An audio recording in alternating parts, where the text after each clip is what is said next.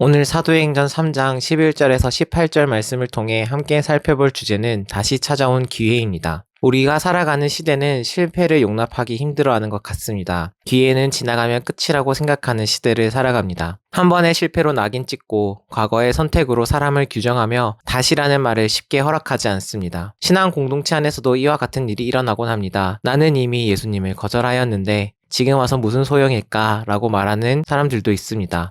그러나 사도행전 3장은 이미 예수를 죽이는 선택을 했던 사람들 앞에 하나님이 다시 기회를 내미시는 장면을 보여줍니다. 사도행전 3장의 배경은 결코 가볍지 않습니다. 이 설교를 듣는 사람들은 예수를 넘겨주었고 십자가에 못 박으라 외쳤고 바라바를 선택했던 사람들입니다. 인간적으로 보면 이미 돌이킬 수 없는 선택을 한 이들에게 다시는 기회가 주어지지 않을 것만 같습니다. 그런데 놀랍게도 베드로는 그들을 향해 저주하거나 정죄하거나 하지 아니하며 또 단절을 선언하지 아니하고 복음을 전합니다. 이것이 복음의 본질입니다.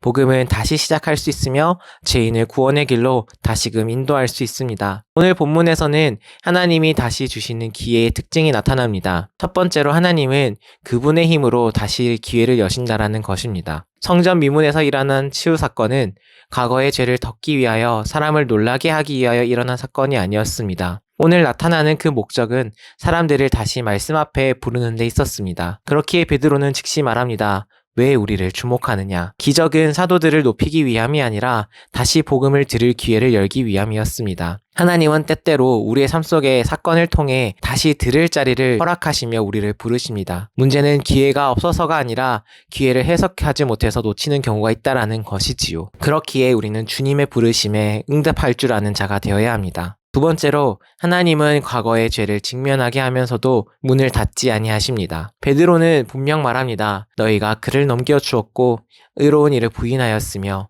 생명의 주를 죽였다고. 그러나 여기서 설교가 끝나지 않았습니다. 곧 이어 그는 선포합니다. 하나님이 그를 살리셨다라고 이야기합니다. 중요한 것은 복음이 죄를 흐린다거나 죄를 외면한 것이 아님을 말합니다. 그보다 더욱 중요한 것은 죄보다 하나님의 은혜가 더 크다라고 말하는 것입니다. 다시 찾아온 기회는 죄를 부정하는 기회가 아닙니다. 있었던 죄가 없던 일이 되는 것도 아닙니다. 죄를 인정하고 다시 시작할 수 있는 기회를 받게 되는 것입니다. 세 번째로 하나님께서는 우리의 무지를 이유로 다시 돌이킬 길을 여신다라는 것입니다. 베드로는 이렇게 말합니다.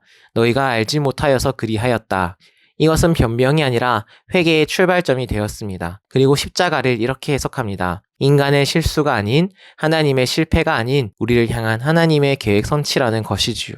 십자가는 끝이 아니라 누구에게나 다시 시작할 수 있는 근거가 된다라는 것입니다. 하나님은 우리의 과거를 사용해 우리를 정죄하기보다 회개의 자리로 이끄십니다. 우리는 그 자리에 누구나 다시 설 수 있음을 고백하는 자들이 되어야 합니다.